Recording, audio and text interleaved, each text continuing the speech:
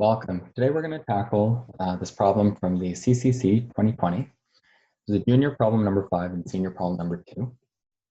The problem description reads that we have to determine if it's possible to escape a room. Our room is an m by n grid. You can kind of see an example down here where we've got positive numbers in each cell. And the rows are 1 through m. Columns are 1 through n, and you can use the notation RC to refer to each one of these cells. We start in the top left corner, which is 1, 1, and we exit at the very bottom right, MN, which is this cell over here. And we want to know if we can start from the top and end at the bottom by jumping to other cells that satisfy the equation A times B is equal to X, where X is that number in the cell. So I give an example here. For example, if you've got a 6, you can essentially jump to any of the factors of 6, as long as it's actually on the grid. You can imagine that we'll be starting over here and potentially jumping to different cells on the grid, and we want to know whether or not we can escape the room. The input file is described down here. We've got M and N, and then followed by all of the data. And in this specific example, the answer is yes, you can escape this room. So let's walk through that in a bit more detail. If we start in cell 1, 1, we have a 3.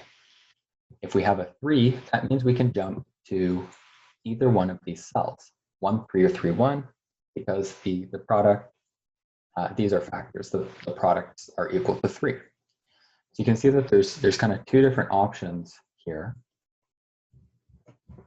And we'll just start with 1. If we go to 1, 3, that will bring us to this 8 over here. And the 3, 1 is the 6. So from the 8, we can move to potentially a number of cells. However, notice that most of these are outside of the range of the grid. So we can really only jump to 2, 4, which is this 12 over here. So we kind of had 2 options here. We had the 8 and the 6, and now we have the 12. The 12 is in row 2, column 4. And it's a 12. So all the different factors of 12 are listed over here. And again, most of them we can't actually reach on the grid. However, we can reach position 3, 4, which actually is the endpoint. 3, 4 is right here. So we've gone from the 12 to the 9 over here. So this was a successful path, and thus the output was yes. We could have also explored looking down the root of the 6, and we can see different options that we can jump to, and then we can check whether or not that leads us to this bottom right hand corner.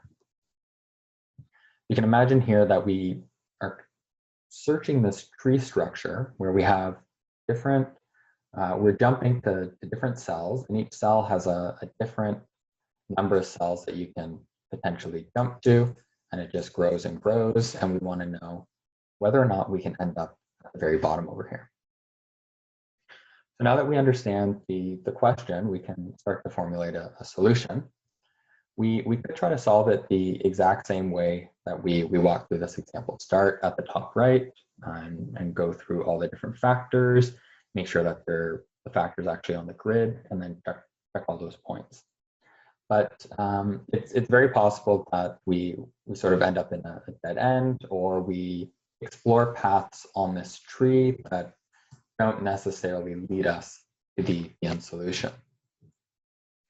I propose we actually look at this problem backwards.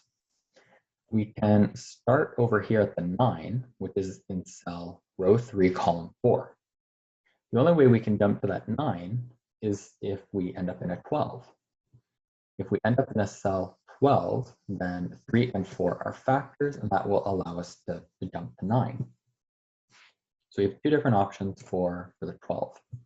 If we explore the blue one, we can look at this one over here, which is in cell 2-3, which means we need a 6.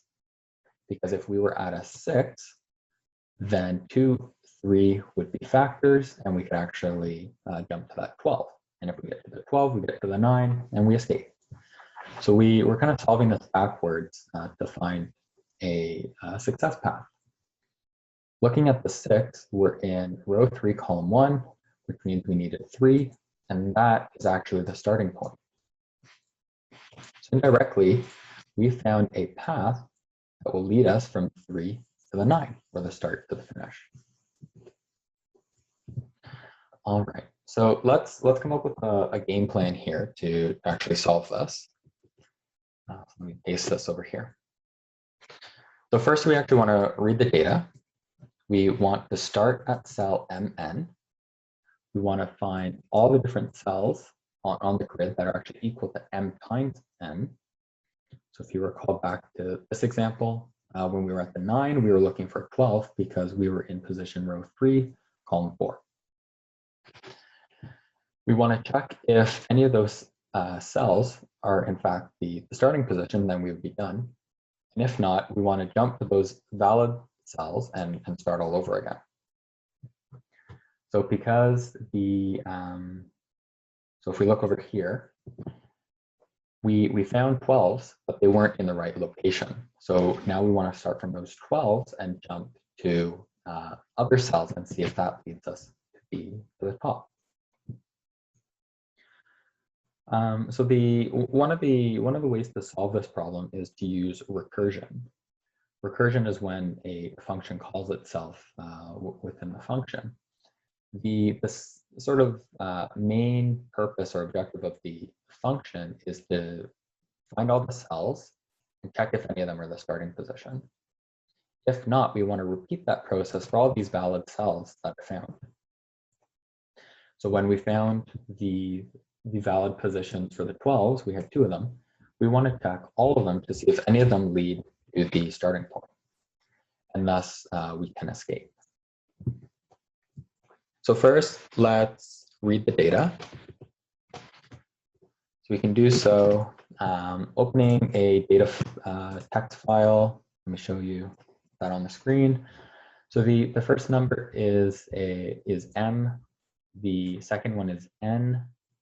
We also want to keep track of this data. I'm going to use a list of lists. So we have to remember to convert those into integer after we read them. And then we want to read M lines, which are the different rows. We want to read all the information and split the line, split it up so that it can be interpreted as a list. And we want to turn all those into integers as well, because when we read line, everything will be a string. And we want to keep that in a list, and that's our row. That's all the information that's in a row. And then appending it all to the data will give us all this information. So now the main sort of part of the program is if is escape. We're going to print yes. Otherwise, we're going to print no. And this is escape function is what we're going to define recursively. So we can define it, and it takes a parameter which is going to be that value. The value is the cell that we are checking. So to start, we start at the end state, or the end cell, which is M times N.